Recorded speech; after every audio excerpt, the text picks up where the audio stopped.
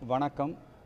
இந்து மக்கள் கட்சியின் சார்பில் இன்றைய தினம் திருச்சி மாவட்ட ஆட்சித்தலைவர் அலுவலகம் மக்கள் குறை தீர்க்கும் கோரிக்கை மனு நாள். இந்த நாளன்று நம்முடைய கொள்ளிடம் ஆற்றிலே புதிதாக கட்டப்பட்ட பாலம், அதே மாதிரி வெள்ளப்பெருக்கின் போது அங்கே இருந்த அந்த எலக்ட்ரிக் டவர், கரைகளெல்லாம் மிகவும் மோசமான நிலை ஏற்பட்டிருக்கிறது. இந்த வெள்ளப்பெருக்கில் பாலமே காணாமல் போயிடுச்சு, தடுப்புச்சுவர் காணாமல் போயிடுச்சு. ஆகவே உடனடியாக 6000 கன அடி தண்ணீர் வீணாக சென்று கடலிலே கலந்து கொண்டிருக்கிறது. உடனடியாக கொள்ளிடம் ஆற்றை சீரமைக்க வேண்டும், புதிய தடுப்பணைகள் கட்டப்பட வேண்டும் வாய்ப்புள்ள இடங்களிலெல்லாம். அங்கே இந்த மின்சார உயர் மின்னழுத்த கோபுரங்கள் அமைக்கப்படுகிற பொழுது நல்ல வலிமையாக அமைக்கணும். இரு கரைகளுமே பழுதாகி இருக்கிறது, அதையெல்லாம் சீரமைக்க வேண்டும் என்கிற கோரிக்கையும், இன்றைக்கு இந்தியா முழுக்க பேசுபொருளாகி இருக்கக்கூடிய வக்பு சொத்து என்று அறிவிக்கப்பட்ட இந்த ஜீயபுரம் செந்துறை கிராமத்திலே பத்திரங்கள் பதிவு செய்வதற்கு தடையில்லை என்று மாவட்ட ஆட்சித்தலைவர் அவர்கள் அவசரமாக அறிவித்திருந்தாலும் இன்னும் அது வக்போர்டு சொத்து இல்லை அப்படிங்கிற டிக்ளரேஷன் அங்கே ஆகலை. யார் இதை வக்போர்டு சொத்துன்னு டிக்ளேர் பண்ணாங்கன்னு தெரியல. ஆனால் கடந்த 5 வருடங்களாக இந்த விஷயத்திலே அந்த பகுதி மக்கள் மிகவும் பாதிக்கப்பட்டிருக்கிறார்கள். எனவே மாவட்ட நிர்வாகம், மாநில அரசாங்கம் உரிய நடவடிக்கையை மேற்கொண்டு, இதே மாதிரி தான் பழனிக்கு அருகாமையிலே பாலசமுத்திரம் ஊரும் இதே நிலை, அதே போல வேலூர் மாவட்டத்திலே பல கிராமங்களிலே இதே நிலை. இப்படி பல இடங்களில் திடீர்னு வக்பு சொத்துன்னு அறிவித்ததனால இந்த குழப்பங்கள் நீடித்து கொண்டிருக்கிறது. இதை சரி செய்வதற்காகத்தான் புதிய சட்டமும் கொண்டு வரப்படுகிறது. இந்த புதிய சட்டம் கொண்டு வரப்பட்ட உடனேயே நம்முடைய ஆட்சித்தலைவர் பத்திரப்பதிவுக்கு தடையில்லைன்னு அறிவிச்சிருக்காரு.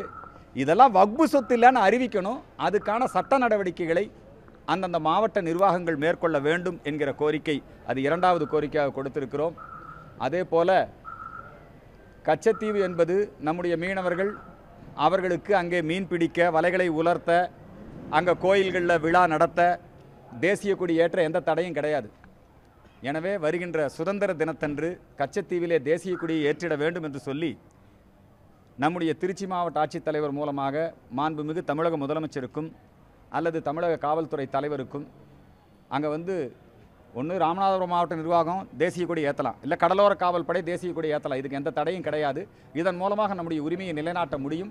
கச்சத்தீவிலே தேசிய கொடி ஏற்றிட வேண்டும் என்கிற கோரிக்கையை வலியுறுத்தியிருக்கிறோம். மொத்தம் 3 விஷயம். ஒன்று, கொள்ளிடம் பாலம் அடித்து செல்லப்பட்ட விஷயம், அது மறுசீரமைக்க வேண்டும் என்பது. 2வதாக ஜீயபுரம் செந்துறை கிராமம் அது வக்பு சொத்து இல்லை என்பதை உடனடியாக அதுக்குரிய சட்ட நடவடிக்கைகளை மேற்கொண்டு அதை சரி செய்ய வேண்டும் என்பது. 3வதாக கச்சத்தீவிலே தேசிய கொடி ஏற்ற வேண்டும் என்பது. அடுத்து மணப்பாறை அந்த பகுதியிலே போக்குவரத்து கழகம், அதாவது மக்கள் வேலைக்கு போகிற நேரத்தில் ஸ்கூல் டைமில் பஸ் வந்தால் தான் நல்லது.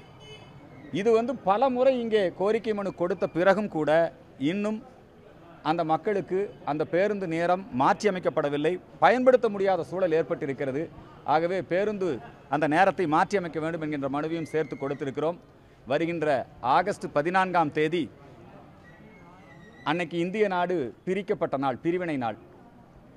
பிரிவினையின் சோகங்களை, கொடூரத்தை நாம் அனுபவித்த நாள். ஏறத்தாழ 10 லட்சம் பேர் படுகொலை செய்யப்பட்டு 6 கோடி இந்துக்கள் அகதிகளான நாள். அன்னையிலிருந்து இன்னைய வரைக்கும் அதே நிலைதான் நீடித்து கொண்டிருக்கிறது. எனவே அன்றைய தினம் நம்முடைய பிரிவினையின் போது கலவரத்திலே உயிரிழந்த இந்துக்களின் ஆன்மா சாந்தி அடைய பாரத மாதா வழிபாடும், அதே சமயத்திலே வங்கதேசத்திலே இன்றைக்கு இந்துக்கள், சிறுபான்மை இந்துக்கள் கொடுமைப்படுத்துகிறார்கள். அவர்களை பாதுகாக்க கோரியும் பாரத மாதா வழிபாடு தமிழ்நாடு முழுக்க இந்து மக்கள் கட்சியின் சார்பிலே நடைபெறும் என்பதை தெரிவித்துக் கொள்கிறேன். நேற்றைய தினம் சிலை கடத்தல் தடுப்பு பிரிவு அதிகாரியாக இருந்து ஓய்வு பெற்றிருக்கின்ற அவர் அந்த பிரிவிலே அதிகாரியாக இருந்த பொழுதுதான் நம்முடைய கடத்தப்பட்ட சிலைகளெல்லாம் மீட்கப்பட்டது. யாரெல்லாம் சிலை கடத்தல் ஈடுபட்டாங்களோ அவங்களையெல்லாம் கைது பண்ணார். இந்த குற்றத்தை செஞ்சவங்கெல்லாம் இப்போ ஒன்று சேர்ந்துக்கிட்டு அவர் மேலே பெட்டிஷனை போட்டு புகாரை கொடுத்து அவருடைய வீட்டிலே இன்றைக்கு சோதனை நடத்தக்கூடிய சூழ்நிலை ஏற்பட்டிருக்கிறது. அவரை பழிவாங்குகின்ற நோக்கத்தோடு இதை செய்கிறார்கள். ஆகவே இதை பொன்மாணிக்கவேலு ஐயா அவர்களுக்கு எங்களுடைய முழுமையான ஆதரவை தெரிவித்துக் கொள்கிறோம். அவருடைய அந்த அறப்போராட்டத்திலே நாங்களும் பங்கெடுத்துக் கொள்வோம். பழனியிலே தமிழக அரசாங்கத்தின் சார்பிலே, அதாவது முருக பக்தர்களின் சார்பிலே அறநிலையத்துறை அகில உலக முத்தமிழ் முருக பக்தர்கள் மாநாட்டை நடத்துகிறது. இந்த மாநாட்டிற்கு எங்களுடைய வரவேற்பை, வாழ்த்துக்களை தெரிவித்துக் கொள்கிறோம்.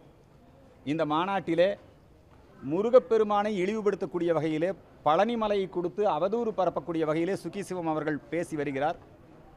பழனிமலை இருக்கிறது முருகன் அல்ல, குலதெய்வ வழிபாடு கூடாது, அத்தி வரதா புத்தி வராதா, இப்படியெல்லாம் சுகிசிவம் பேசிட்டு இருக்காரு.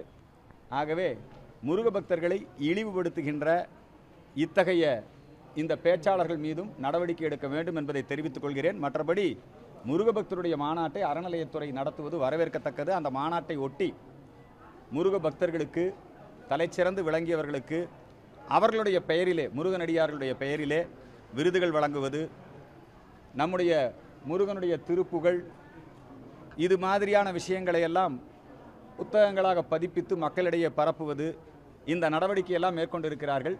அதற்கு எங்களுடைய வரவேற்பையும் வாழ்த்துக்களையும் தெரிவித்துக் கொள்கிறோம். அவர் இப்போவே முதலமைச்சராக தான் இருக்கிறாரு, நிழல் முதலமைச்சராக தான் இருக்கிறாரு. இது அவங்க கட்சி விவகாரம், அவங்க எப்போ வேணால் வச்சு பண்ணிக்கலாம். அவராவது ஒரு நல்ல முதலமைச்சராக இருந்து சிறப்பாக பணியாற்ற நாங்கள் வாழ்த்துக்களை தெரிவிச்சுக்கிறோம்.